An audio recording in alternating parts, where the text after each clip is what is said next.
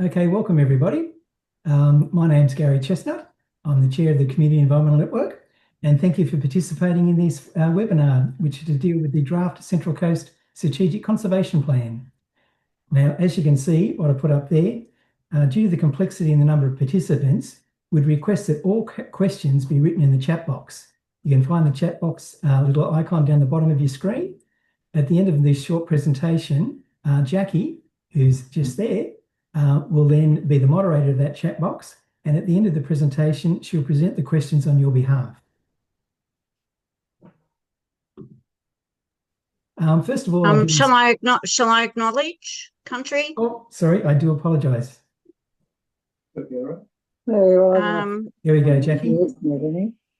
Yeah, I wish to acknowledge that we gather tonight on stolen original land. Sovereignty has never been ceded, and we pay our respects to the traditional custodians of this land and all surrounding lands, Darkinung to the west, Guringai, Waningini to the east, Awabakal to the north, and Darug to the south. And as a grassroots community organisation, we stand with all First Nations people in their ongoing struggle for social justice and truth-telling and treaty. Thanks for that, Jackie. As you can see on the agenda, we've got presentation, questions, and I emphasise a way forward. That slide I've just actually discussed, and that is if you've got any questions, could you hold them off and put them in the chat box, and Jackie will present those questions as the moderator at the end of the presentation. The first series of slides is to give you some background information, which I've titled Sidebar, and that is the Central Coast Regional Plan was adopted in 2041, which is this document here, which the cursor is just going around, and it identifies within that plan what's called regional growth areas. The regional growth areas cover an area of 11,000 hectares, and we've been told the regional growth areas cannot be changed. The Department of Planning has established what's called a Strategic Conservation Unit to examine 3,000 hectares of natural bushland within the regional growth areas. Now, in preparing this Strategic Conservation Plan, there is two legal requirements that the Department of Planning must follow. One is actually under the Environmental Protection and Biodiversity Conservation Act, which is a federal act, which is an act relating to the protection of environment, conservation and biodiversity and related purposes. And there's also the Biodiversity Conservation Act of 2016, which is a state act which requires biodiversity assessment to be undertaken. The draft Strategic Conservation Plan is addressing the two legal requirements from both these two documents. The bottom line in these two legal requirements, and I have to emphasise, is that you can remove threatened species and their habitat if they are not critically endangered or assessed as a serious and irreversible impact. And if they can be removed, it then requires the implementation of what's called biodiversity offsets. Underneath the Biodiversity Conservation Act of 2016, the removal of native vegetation containing threatened species or their habitat is required to be assessed under what's called the Biodiversity Assessment Method. And now that's a copy of the front page, and you can see it's a government document, no fancy photographs, but in there is the technical information of how to undertake a biodiversity assessment. Now, the biodiversity assessment operates much like a scientific black box. That is, data goes in and a result comes out, but the rationale behind the output is not always transparent or ecologically sensible. A simple analogy is in this equation that I've got here. And in the equation, if you go back to school, it's like 3x plus 7y plus 2z gives you an answer. Now, in respect to the value of x, that is the value of a threatened species. Different threatened species have different values, depending upon how endangered they are. Likewise, too, they give a set value for y, which is for either the habitat or the community that's being identified. And these values are set within the biodiversity assessment method. But what can vary is what's called avoidance planning criteria. And the avoidance planning criteria, if you change that value there, that will change the answer that you get produced. And actually having the opportunity to speak to a specialist in biodiversity consultants, where the current plan has a ratio of 60% development, 40% conservation, other biodiversity conservations that he's aware of have a different ratio. They have 20% development, and 80% preservation. And so when you have the avoidance planning criteria, when you adjust those, you can have a significant variation on the output. Going on the next slide, what's called the exhibition package. The exhibition package, you can find this information on the Department of Planning's website, and you'll see it's called the Central Coast Strategic Conservation Plan. And as I was explaining to the people that came on earlier, I find it quite ironic that rather than having a conservation picture, they show a picture of Terrigal Haven with development in the background. In the exhibition package, you'll see there's a series of documents. The first document is, there's 6 key documents called and as you can see, the names of those 6 documents. There is a plan for the Central Coast urban growth environment. I don't know how to reduce that screen at the top. No, it's not. There's commitments and actions. There's also state planning policy changes. There's also a Central Coast assessment report. Now, taking all those 6 documents together, there's actually over 3,000 pages of text within those documents. So there's actually a tremendous amount of material to actually go through, including 265 maps. So there's quite a lot of information in the public domain to actually assess. Now, going into that assessment document, in addition to actually having those 6 documents, the department also has an interactive map. Now, on the interactive map, which is on the first page that I showed you, if you click on that, it brings up this screen, and all those 269 maps are actually digitally available lot by lot in this document. Once you've actually opened it up, and you can actually put in an address, and then from that address, it'll show you all the details that have actually come about from the survey works that have been undertaken over the last 5 years. The map is actually quite difficult to navigate, but on the department's website, they have a little video to try and help you work through that. But once you get understanding it, you can actually drill down and find a lot of information. On the next one, this is actually a screenshot from the interactive map, and you can see it's broken into the strategic conservation plan is broken up into different areas. There's the Greater Lake Munmora, which starts from Summerland Point and deals with this area up here.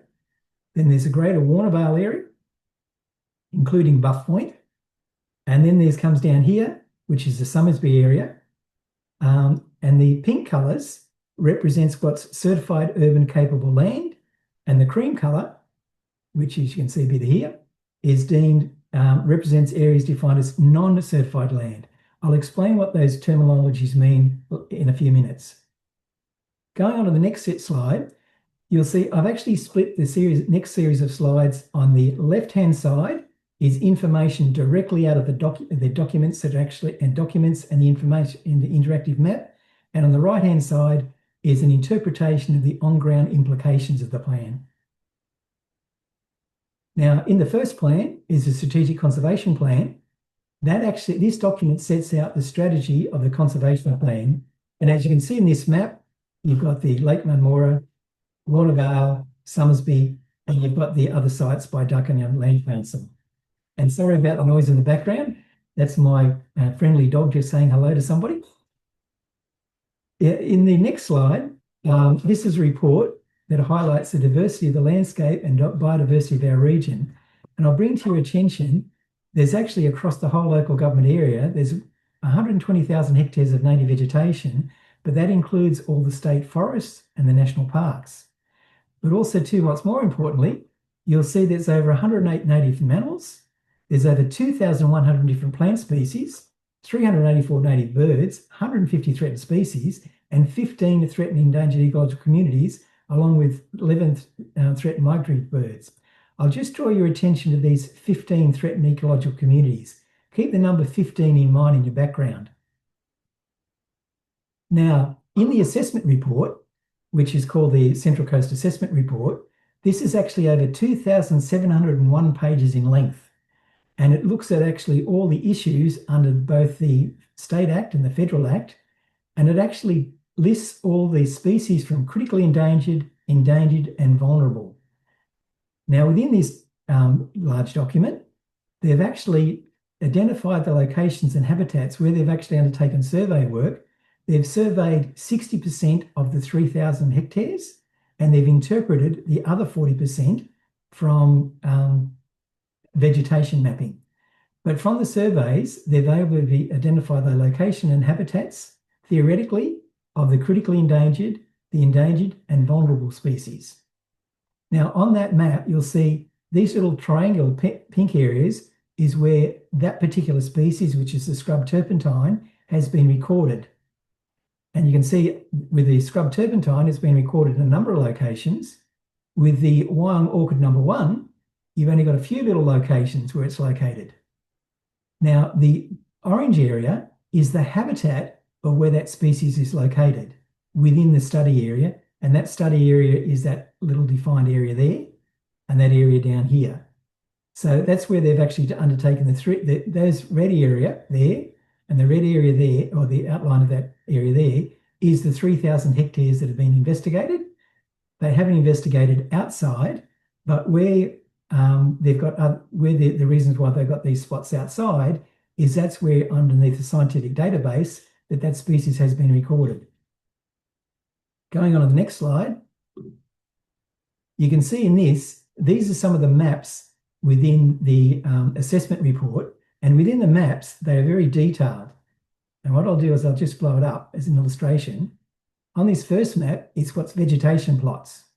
And so at different years, Umwelt is the main consultant, and other consultants have actually taken a field work, and basically a vegetation plot is you put a grid on the ground and you actually record every threatened species that has been located within that grid. And then in addition to this, you'll see lots of wriggly lines. And the wriggly lines is actually where a consultant that has a biodiversity certification has walked across the site and recorded the plants within that location. And you can see if you look at the number, and I'll show you another slide in a minute. If you go over to the next one over here, you can see this one deals with different species. As you can see, species credits for the great various flying animals. I've actually just selected Summersby as one location, but these maps are available for all the areas across the Central Coast.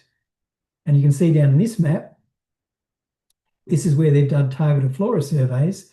And you can see by the different coloured lines, like the yellow, which is over here, survey was actually undertaken in spring 2019. And you can see other lines in purple, which were done in spring 2023. Now, again, on the map, this is just an overview, but if you go into the interactive map, you can drill down and see what was found along those survey lines. So there's a lot of information contained within the assessment report. Sorry, I've just got to get it back to size. On the next one, the strategic conservation areas. Now, what I need to say, when they've applied the biodiversity assessment methodology, they've come up with 2 categories. And this is just the Greater Lake Munmora area. And the bottom line is all the pink coloured area represents certified urban capable land. So that means all the areas that are coloured pink, it means, and if this plan is adopted, that area becomes biocertified to remove all the native vegetation within the pink area. On the areas that are not coloured, which is cream, represents an area that's just not certified.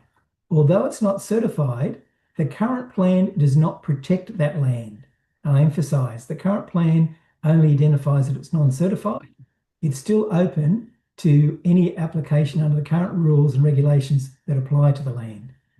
That's a close view of the Greater Lake Munmora area. The next slide, sorry, we've jumped. The next slide is what's called the Greater Warnervale area. And again, the pink area represents areas which have become biocertified, which means development can proceed in those areas no longer required. And if a development application is received, the biodiversity assessment consideration has been addressed. Any other consideration like flooding, drainage, providing of services is not part of this report. This report only deals with biodiversity. And then, of course, down the area down here, you've got another set area near Buff Point, etc. And you've, again, the areas which is open for development in the pink area, and the areas that have actually cream non-certified. Going on to the next one at Somersby, you can see Somersby, because you've got the Somersby Industrial Estate, you've got the estate already developed, but then you've got areas around and in the estate that are being classified as pink, as urban capable, and the cream is non. This big area here is the property of Old Sydney Town.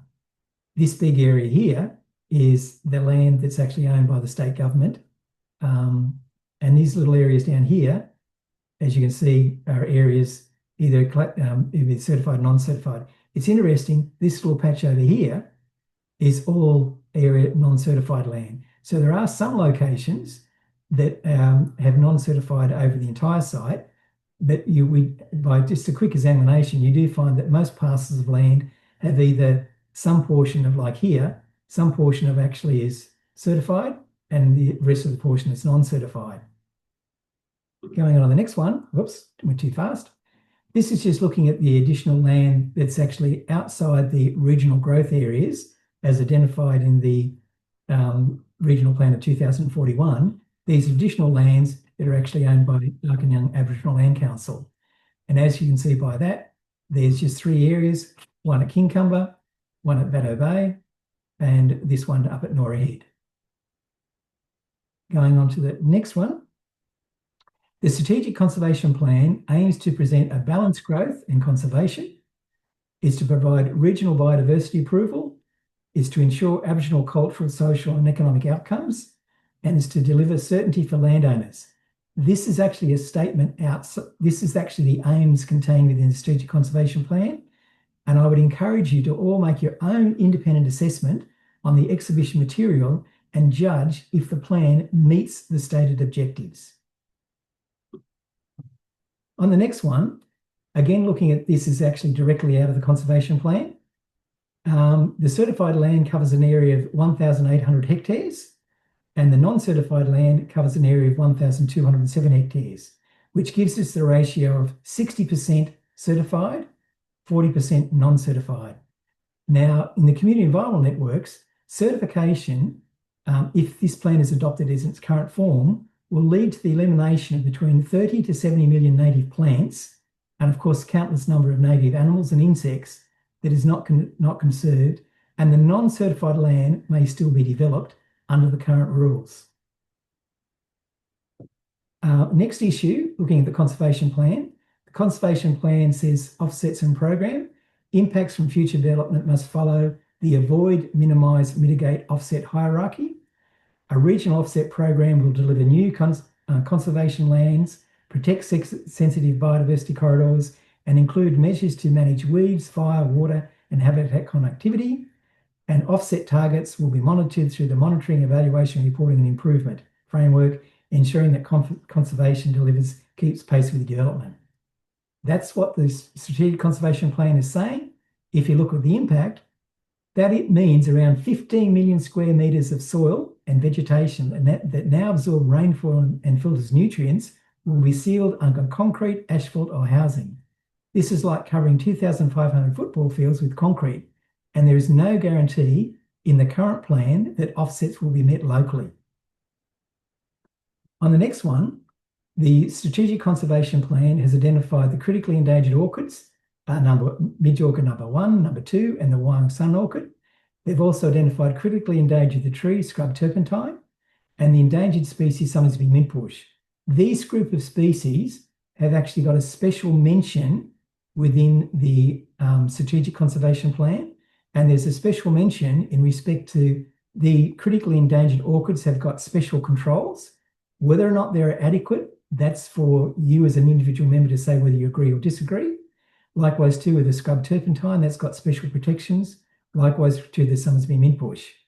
But in addition to that, identifying the protection of the critically endangered is a positive outcome, but in my view, it falls short on addressing what's called serious and irreversible impacts, which is part of the legal requirements within the Act, and also to the application of the avoidance planning criteria and the implications on how you do that.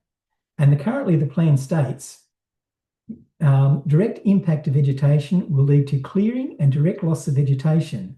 The impacts to vegetation will happen to 6 threatened ecological communities and 4 EPC threshold communities. Now, remember I told you earlier on that there was 15 endangered ecological communities on the Central Coast. So there's, of the 15, 6 will be directly impacted upon because they've determined that it's not a serious or irreversible impact on those 7 endangered ecological communities. And that's because of how you've applied the avoidance planning criteria in respect to the examination of the serious and irreversible impacts.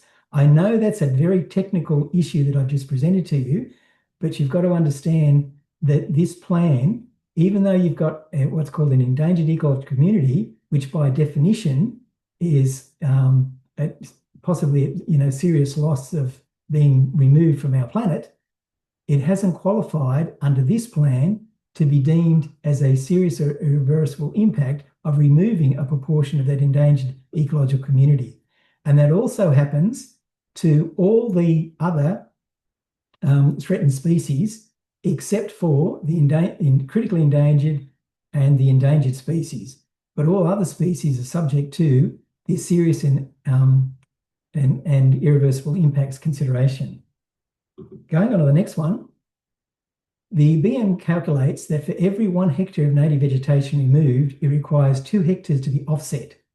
This means that 3,900 hectares of land must be identified. Within the plan, they've currently only identified 700 hectares, leaving a shortfall of 3,200 hectares yet to be identified. And that raises the question, to protect local biodiversity, the question arises, should this offset land be a private land on the Central Coast? In the Strategic Conservation Plan and underneath the Biodiversity Conservation Act, if you can't get a land to offset, they have what's called a funding contribution. And within this, the plan is actually telling us for residential subdivisions, if a developer pays if the plan is adopted, the developer will be required to pay $9,500 for every new dwelling lot, or $9,500 for every new dwelling. Just calculating in the plan, it tells this plan identifies 14,000 building sites. Multiplying the 14,000 building sites by 9,500 gives us a total of $133 million from residential development. Taking an area of just 10% of the land for commercial and 10% of the land for industrial, looking at these values of $60 per square metre of gross floor area in those areas, you end up with another potential 81 and 61, meaning the state government will potentially collect $275 million if this plan is adopted, and they've got to allocate that money to offsetting. But it indicates that the value of the biodiversity that's actually, in my view, the biodiversity that's being removed. Now, I've also had the opportunity, the Community Environmental Network has had the opportunity to meet with Dr. Chris McLean. Now, as you can see, Dr. McLean is an independent ecologist. He has a PhD. He has 20 years experience. He was the former principal environmental planner of the Central Coast Council. He is an expert witness in over 100 matters in the Land and Environment Court and has reviewed all 6 documents, including the interactive map. And these are Dr. McLean's views in the next series of slides. His core conclusion is that the Biodiversity Certification Assessment Report, or what's called a BCAR, fails to meet the standards of a biodiversity assessment method, that is the BAM, and cannot be legally approved in its current form. This is his opinion. Now, the reason why that is there's key deficiencies, and that is he has identified field surveys or predictive modelling is insufficient to satisfy the BAM requirements. He also found poor scientific foundation because it ignores published research on specific species within our own local government area. In his opinion, it fails to adequately avoid or minimise biodiversity loss. And in his opinion, it fails to adequately undertake assessment of the serious and irreversible impacts. And also, critically, there's insufficient local offset commitments as they're only identified 700 hectares and they've still got 3,200 outstanding. The major environmental risks that he has identified is the potential loss of critical habitats of the swift parrot, the sugar glider, koalas, and orchids. He's also identified through the serious and irreversible impacts upon the species of Melaleuca convexa, the swift parrots, the orchids, scrub turpentine, the upland swamp endangered ecological community, and the potential destruction of wetlands, riparian land, and the other endangered ecological communities. Remembering that there is 7 of them that will actually have some sort of that community falling within the certified area for removal. And there's also potential edge effects, habitat fragmentation, and groundwater drawdown. In his opinion, the recommended action is to reject the current biodiversity certification assessment, known as a BCAR, as it is non-compliant with the biodiversity assessment method 2020, require additional field surveys, and undertake what's called a maximum entry modelling. I have to confess, I had no idea what that meant until I spoke to Dr. McLean, and he said a maximal entry modelling is a tool used in ecology and conservation to predict where a particular species is likely to live based upon the environmental conditions of places and where it has already been found.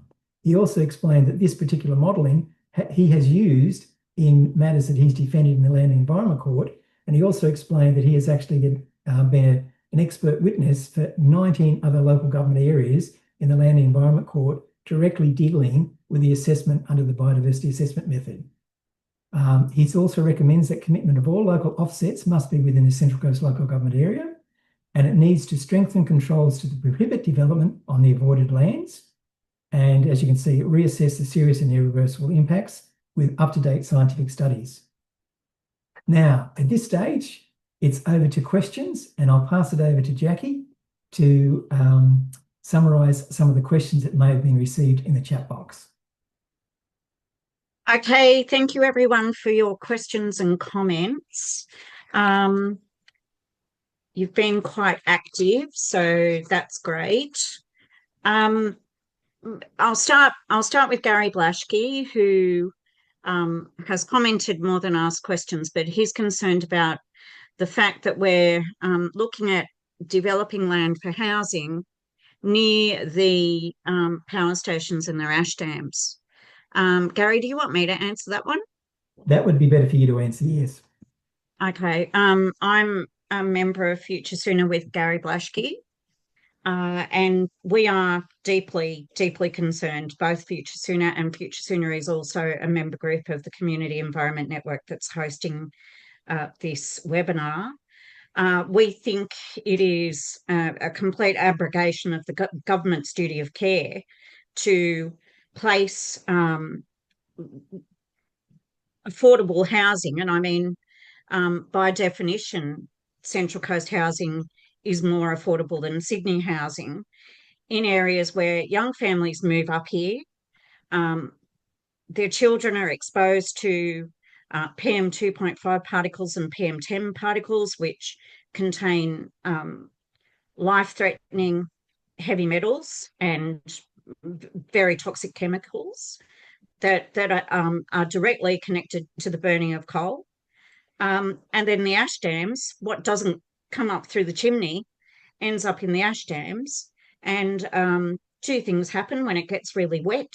Those ash dams, which are unlined, overflow into our beautiful waterways and end up in the food chain through seafood, or in dry times, they're blown by the wind, and they contain the residual heavy metals that are collected in the base of the furnace.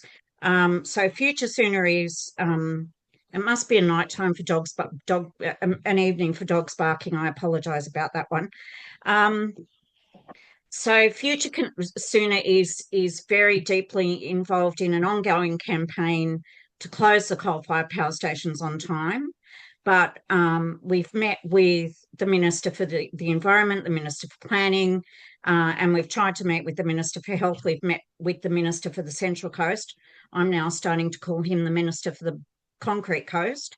And we will be robustly arguing that areas around Kalongra, Munmorah and Vales Point, where there's also PFAS contaminated land, should not be certified for development. Next question. Jack. Yeah. Will we be campaigning for an extension of time to the consultation period? In one question, yes. Next question. Do you want to extrapolate? Oh, no, we'll be writing to the department. We're also scheduled to meet with the department on the 4th of next month, 4th of February, and we'll be making that request to the department representatives.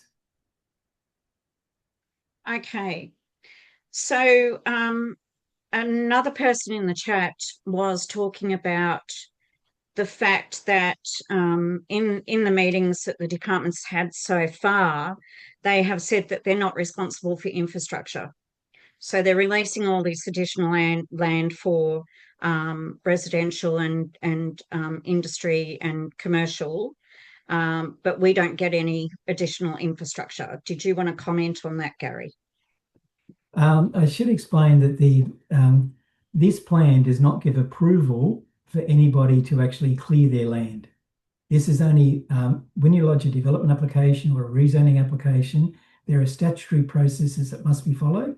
So when you lodge a development application, there's the infrastructure has to be considered, the merits of the application has to be assessed. This documentation is only looking at the biodiversity values on the land. Now, there's a question on, personally, that I think by taking a narrow view and only looking at the biodiversity is not looking at the full picture. For example, when the Summersby Industrial Park Plan of Management was prepared, it looked at the Aboriginal heritage, the drainage, and the threatened species. So there was, and also the layout of the lands. So there was, in other words, the biodiversity was not looked in isolation. It was looked collectively across how the Summersby Industrial Estate would work as an industrial estate. This is actually taking, in my view, a very narrow view of just doing the biodiversity by itself. It does give information, but it doesn't take into consideration any of the other critical factors, in my view, that need to be taken into consideration to look at the character of the land. Next question. Okay. Concern about what's going to happen if the plan goes through and then rare or endangered species are found in the areas that have been certified for development. Okay, the plan, if the plan has actually got a review period every 5 years.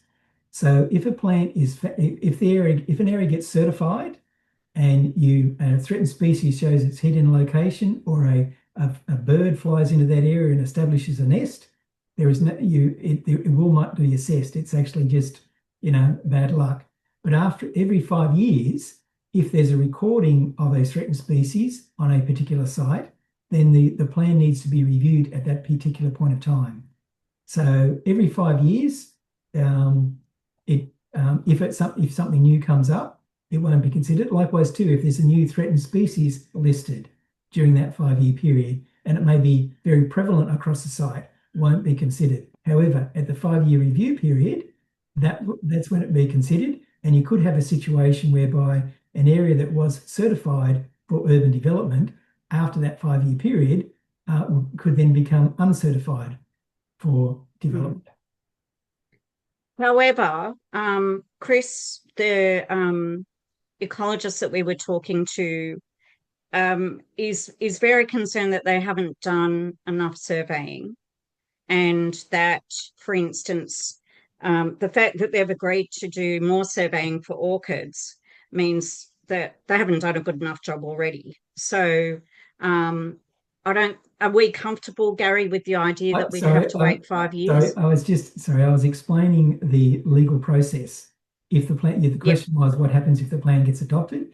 Am I satisfied with the amount of investigation that's been undertaken at this point of time? That's a separate question. And the separate question is there enough study? No.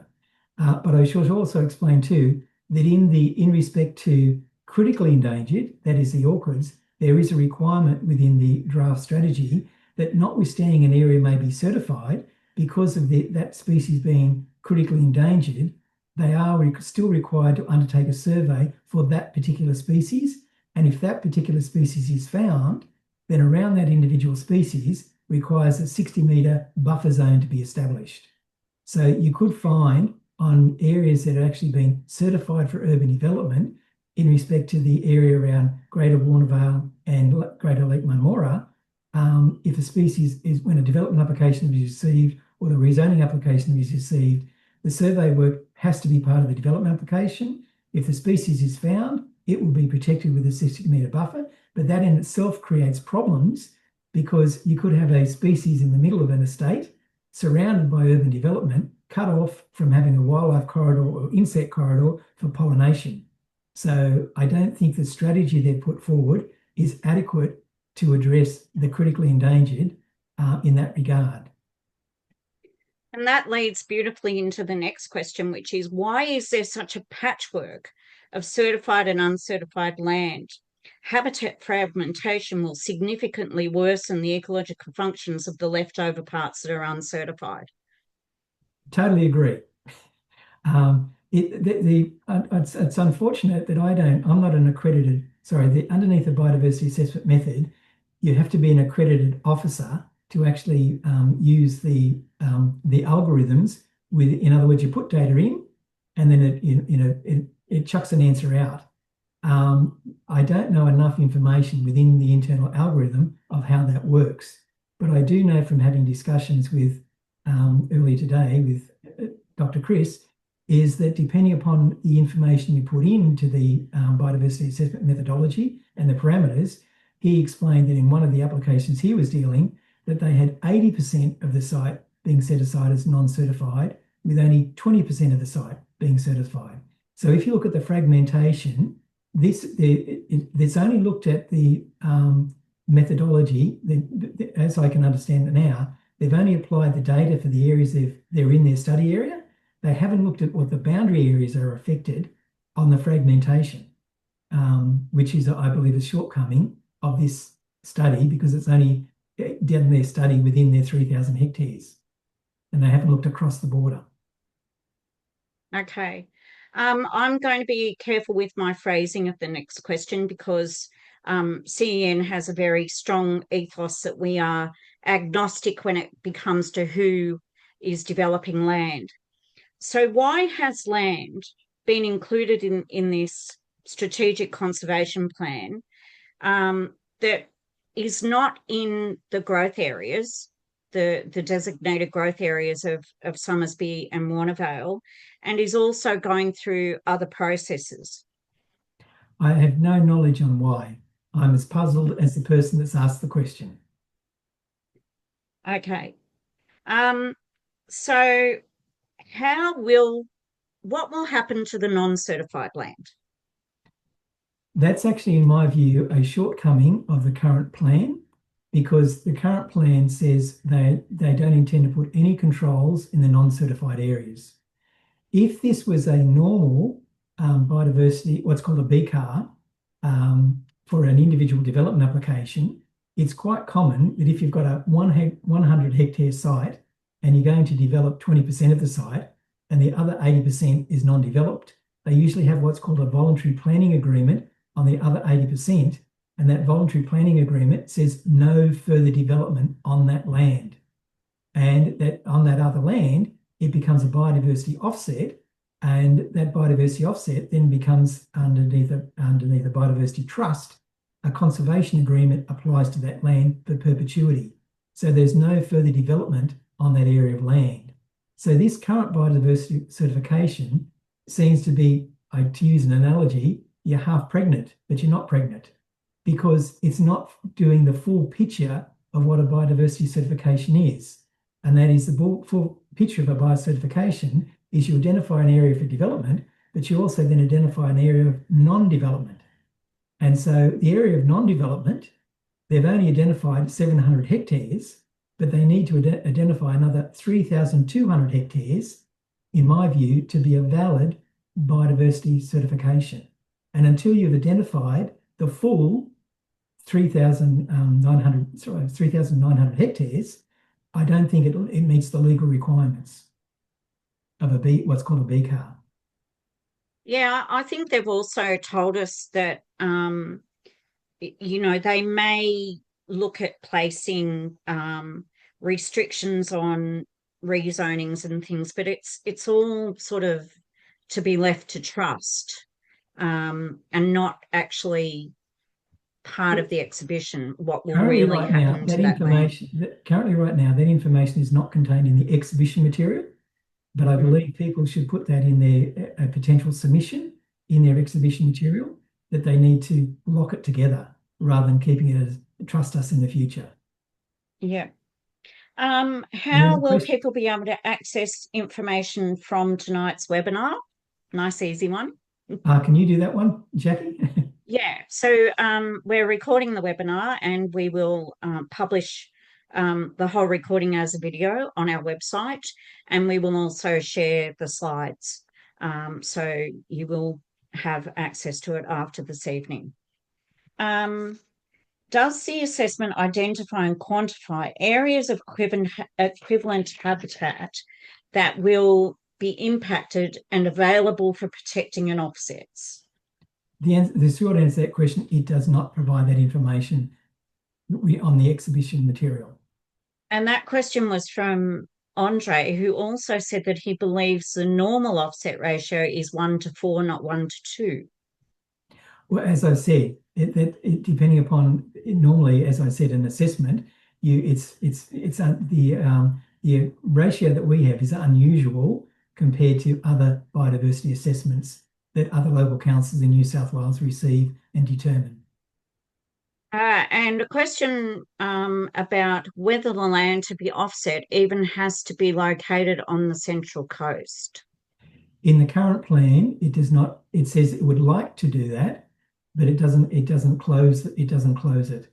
And in our submission and our community's draft submission that we'll be putting up later on, which we discuss in the way forward, that's one of the issues that we believe that should be presented back in this consultation period. That areas, it should be local and not go outside the local area. I find the DP understanding of biodiversity to be minimal. It's not just threatened species, surely. I don't know how to answer that question except to say I agree. But bear in mind the Department of Planning over a 5-year period, I believe, has spent something in order of magnitude of $3 million to do survey work over that period of time to address the legal requirements under the Biodiversity Conservation Act, underneath the Environmental Plan Assessment Act. All those other factors need to be considered when a development application or a rezoning application is considered by a consent authority. Do we know if offsets are permanently protected from future development? The answer to that question is yes, because you have to, the offsets, sorry, I'll rephrase that. The answer to the question is both yes and no.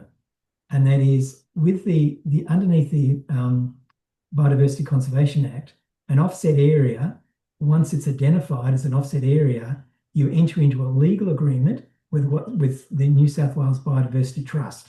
And that legal agreement is a conservation agreement on the land, and the conservation agreement on the land goes on to the title of the land. So if your land is sold, that conservation agreement is part of the title and it stays with the land for perpetuity. Theoretically. There are when I say theoretically, that's the intent of the legislation. Okay, so here's a comment, but Gary Chestnut, you may want to comment on it. I believe the GPM bushland, that's Generated Property Management bushland, which is owned by the state government, surrounded by San Remo, Kalonga, Buff Point, Halakalani and Lake Munmura, should be used as the environmental offset land. Would you like to comment on that, Gary Chestnut? I was going to say, with all due respects, I don't know enough detail about that land from an ecological perspective, but if it's got native bushland that's intact, absolutely. Okay. A few people have struggled to connect to the meeting this evening, so we will make sure we do apologise for that. I'm not sure why that's happened, because a private email was sent with the Zoom link to every person who had registered, but we will definitely make the recording and the slides available. Next question. Does the community have a pathway? Hang on.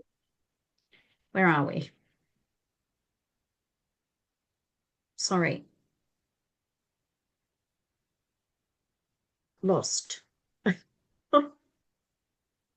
Where's it gone?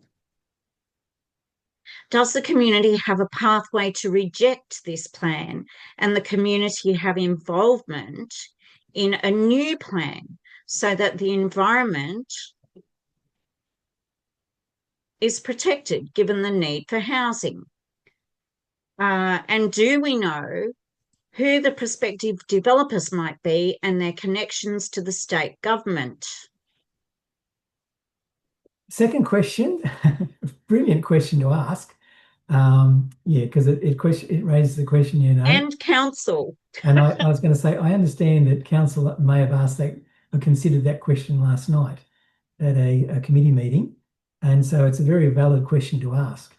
And I mean, I believe in the public domain is, there would be current development applications or rezoning applications on the Department of Planning's portal website. But it's the trouble of actually trying to go through and work out where all those are. But it does raise an interesting question on why this particular 3,000 hectares of land was identified within the 11,000 hectares of the regional growth areas. Now, some of those regional growth areas are like the Gosford CBD, but there are other areas that have not been included, which definitely contain natural vegetation, which have not been part of this 3,000 hectares. I don't know why these 3,000 hectares was identified. And that's particularly obvious when you look at the growth area of Somersby. They've only done Old Sydney Town and the Somersby Industrial Estate, but all land north, which is identified in the regional growth area, has been excluded.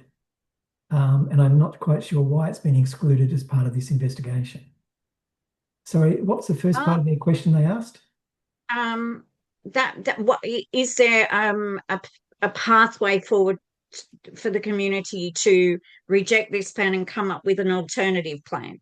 The pathway is to actually lodge a submission, and also to, when we go on later on as the way forward, there are other avenues of doing that. But the bottom line is you need to write a submission, engage your local network to write submissions, and the more submissions, the more chance of changing the plan.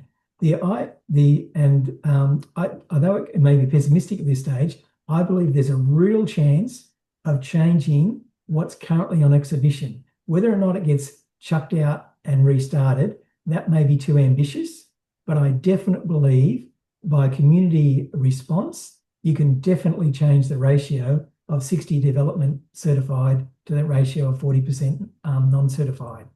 And I also believe a number of the community members were actually invited to an invitation-only workshop. And I encourage anyone that's got any knowledge about their local area to put that local knowledge to the Department of Planning, because if you've got factual observations of where species are located, then there's a legal obligation that the consultant team must take that into consideration in the biodiversity assessment methodology. So although 60% of the area has been surveyed, 40% of the area has not. And so that could significantly change. For example, if you've got an area at Somersby that's currently certified for urban development, but if you know of a population of Somersby midbush on that parcel of land, then because that's in critical species that's been identified, then that would then become immediately transferred from a urban capable area to a non-capable urban capable area. And that also applies to every other threatened species across the Central Coast. So I can't emphasize enough, if you know of some local area, you know your local area and the character of your local area, you need to present that to the Department of Planning. That will be taken into the black box, But there's also too with the black box, you need to look at the criteria of what you need to assess. For example, the earlier question about fragmentation of adjacent vegetation. So if you know of adjacent vegetation where this is being investigated, that needs to be part. So it's not just the footprint of the study area, but also what's adjacent to the study area that may impact upon the ratio of urban capable and non-urban capable. Sorry, that was a long explanation of that question. So if there is a possibility that the government could change this plan, if it was to dig its heels in, Gary, do you think it's met in its current form its statutory obligations? And would there be a possibility that the community or an organisation could legally challenge it as being unlawful? I'll answer that question this way. Every decision made by every government authority or any minister, this is a decision that will be made by a minister, can be challenged in the Land and Environment Court to determine whether or not they have followed due process. And in following due process, there's legal requirements in the Biodiversity Conservation Act. I don't know the federal act well enough, but there are legal requirements in the Biodiversity Conservation Act, particularly what's called section 6.3 capital A, which requires specific information for the minister to make a determination. And if that information is not available, yes, you could legally challenge it. A comment, but you may want to comment back on the Henry Review and the fact that we don't feel comfortable with offsetting. The comment is New South Wales is looking at having so many offset obligations across the state that there isn't enough habitat in the state for all the offsets. Agreed. The bottom line, for those people who are not aware, the previous Liberal government commissioned what was called a Henry Review to undertake an independent assessment of the Biodiversity Conservation Act. That independent review determined that the Biodiversity Conservation Act is not protecting biodiversity, it's actually accelerating the loss of biodiversity in New South Wales. And this current plan, this current draft Strategic Conservation Plan has been built on the current rules, not the concerns raised in the Henry Independent Review, which is, theoretically was supposed to protect biodiversity. Yeah. Back to the comments about the plan being reviewed every 5 years. We've got a comment. It only takes 5 years to build a massive new estate, though. So, the destruction of habitat. The destruction of habitat will go the change of the character of the habitat will go. The Biodiversity Act, the biocertification applies for a 5-year period. If a development appears in that period, the biodiversity will be eliminated in those areas, subject to all the other heads of consideration of a development location or a rezoning. This is not a green light to clear it. It's still got to go through all the other considerations. And I've just noticed the time, Jackie, at 8 o'clock. I think we need to go stop the questions at this stage and go on to the next slide. Okay. All right. So if there are other questions, we'll actually go and I'll address those questions and we'll put them on the CEN website. Okay. Is there any other one question that we need to address? No, that's okay. Okay. Going on to the next slide. Oops, too fast. The way forward. I would really like to emphasize, although we're standing in front of a juggernaut and it's really going to play onto our local biodiversity, I really believe there's a way forward. Now, looking at the way forward, if you've got your own idea of a way forward, please put your idea into the chat box. I really encourage you to do that. But from our perspective, from the Community Environmental Network, the way forward is the first thing is to write a submission. Now, in respect to writing a submission, over the next 24 to 48 hours, the team of CEN will be preparing a pro forma, and that pro forma will appear on the Community Environmental Networks on how to help you write a submission if you've got concerns that are listed. But I emphasize, the more information you put in the submission, the better. But at the same time, it doesn't have to be complex. It can be as simple as tick the boxes in the pro forma that we put forward. The next thing that I'd encourage you to think about, and that is we need to get the message out to the wider community. And that is, if you're willing to volunteer to letterbox, could you please put your name and contact details in the chat box, and we'll get back in contact with you, because the more people that become aware, the better. The next way forward is to activate your local media network and watch the Community Environmental Network's news for the latest information, including a guide, a submission guide. And the next one, to access this all information, all you've got to do is to go to your web page, put in the word Central Coast Strategic Conservation Plan and do a search, and this web page will come up. All the documents are found on the Department of Planning's website. And the final slide, upcoming events and actions. Please be aware that a different group to the Community Environmental Network is holding what's called a Coasties Unite on Sunday, November the 2nd from 3 to 5 p.m. at Nora Head Sporties.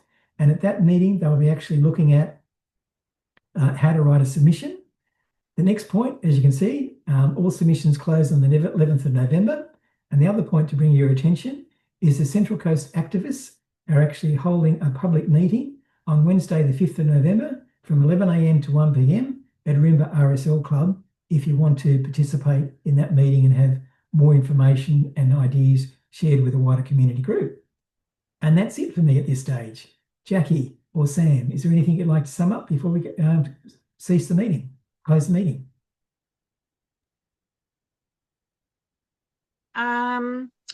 Message in the chat from Councillor Walsh that there's a public briefing on Tuesday at the new library.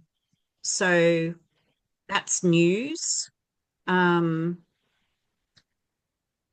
it from me for now. Oh, our submission guide is on its way. So if you keep an eye on socials, we'll have an interactive form that you'll be able to use for writing your submission.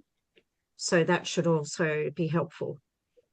The other thing too, before we close, I'm going to stop sharing the screen and I'll ask you, if you're willing, if you want to turn on your video, and we might take a screenshot of those people that are willing to actually go onto the website to show your immediate concerns.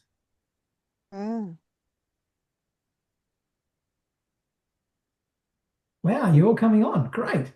I have no idea how to reduce it to get more people on, because oh no. Do you know how to change it? No, that's the only way I can do it. We can see one page. You can. Oh, so one page there. And then you scroll across and there's another full page. There's another full page. Full screen. Full screen. Okay. Okie dokes. So, thanks everybody for your participation. Keep your eye out. After you, Sam? For our submission guide. I just wanted to say keep your eye out for our submission guide, and keep in contact if you have any more questions that we can help you with your submission. But please tell everyone it's really important to put one in. And thank you all for coming tonight. And please share the slides and video with those that couldn't make it. Thanks, everybody.